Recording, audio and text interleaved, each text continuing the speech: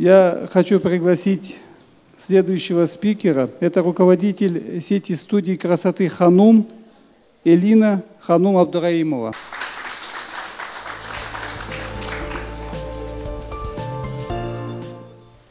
Ассаляму алейкум, уважаемые гости, участники ярмарки. Для меня большая честь выступать сегодня здесь. Мне было поручено сегодня рассказать о сложностях и вообще, в принципе, тенденциях на будущее развития бьюти-бизнеса. Когда возникла идея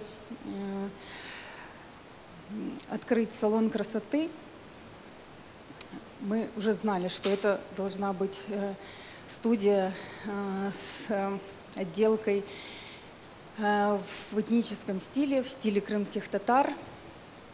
И хотели, ну, так сказать, подглядеть, что там у конкурентов.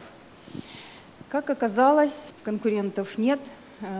В этническом, даже не только в крымско-татарском, но в принципе в восточном стиле салонов нет. Они, как правило, все в современном стиле, хай-тек, классик, что угодно, кроме как восточного и национального какого-то убранства мы не встретили нигде. Даже на просторах интернета подглядеть было нечего. Кафе, рестораны, всякие разные базы отдыха, да, есть, но салонов красоты не оказалось.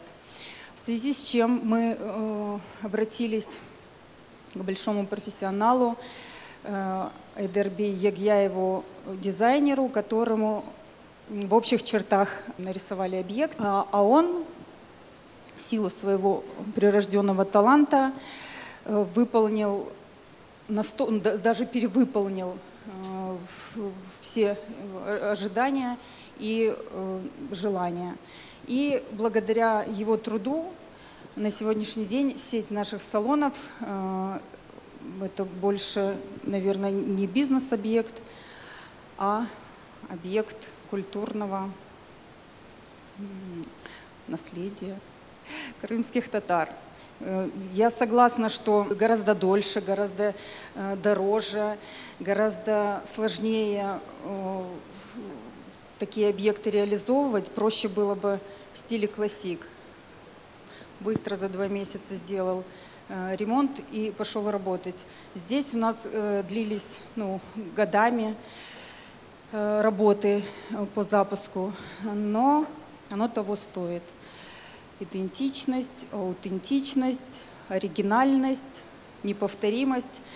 Вот те слова, которые наши гости, посетители студий характеризуют эти объекты. Почему нужно немножко уделить времени бьюти-индустрии сегодня? За 10 лет очень большое развитие получила бьюти-индустрия в нашей жизни и вообще на территории СНГ. Женщины стали очень много тратить на эти услуги, потому что издревле, с периода появления человека разумного, женщина хочет нравиться, хочет быть ухоженной. И при любом политическом строе, при любой цивилизации всегда женщины тратили много времени, сил, а теперь и денег на то, чтобы выглядеть хорошо. И я знаю, что в бюджете любой семьи есть такая уже солидная статья расходов, как услуги салонов. Элина Ханум, а сколько у вас сейчас салонов? 1 салон, да? Нет, у нас 3 салона. 3 салона. И 4-й открывается через 8 месяцев. Все в Симферополе? Пока да. Но они расположены, в общем, по сторонам света. Сторонам света. А вариант франшизы не рассматриваете, допустим, или другие районы Крыма, или франшизу там выработать свою? Ну, доколе есть силы и желание заниматься этим делом, мы пока рассчитываем только на свои силы. Но если возникнет потребность стать таким брендом, который продает франшизы, можно будет рассмотреть, но это большая ответственность, потому что когда ты сам контролируешь качество? Чистоту, порядок, качество услуг, качество оборудования, расходных материалов. Это же репутационные риски тоже существуют, если отдать свое имя, образно говоря, в чужие руки. Там уже сложнее контролировать. А вот вы сказали два пути. Путь классический, скажем так, салоны красоты, их много. И вот этот путь, который выбрали вы, который выбрала Диляра Ханум Якубова в свое время, он оправдан для вас, как вы считаете? То есть вы не жалеете, что именно пошли по этому пути, вот выбрали такой вот этносегмент, скажем так, да, или не жалеете? То есть потенциал развития вы видите этого направления? Ну, у нас выбора не было. Мы не рассматривали вариант другие классик. варианты не рассматривали?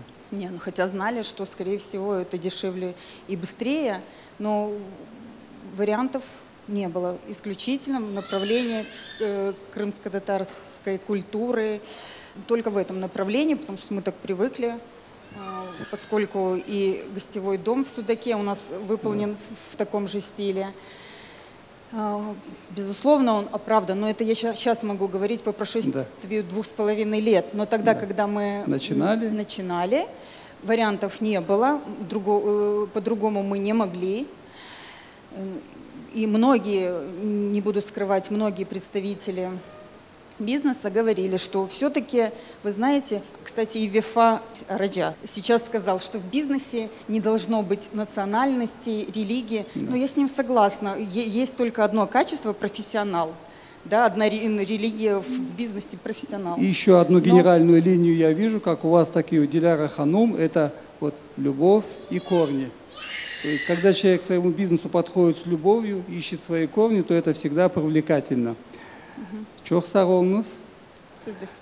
Мы видим, как развивается сеть салонов красоты, и мы видим эти логотипы, рекламу, и нам это приятно.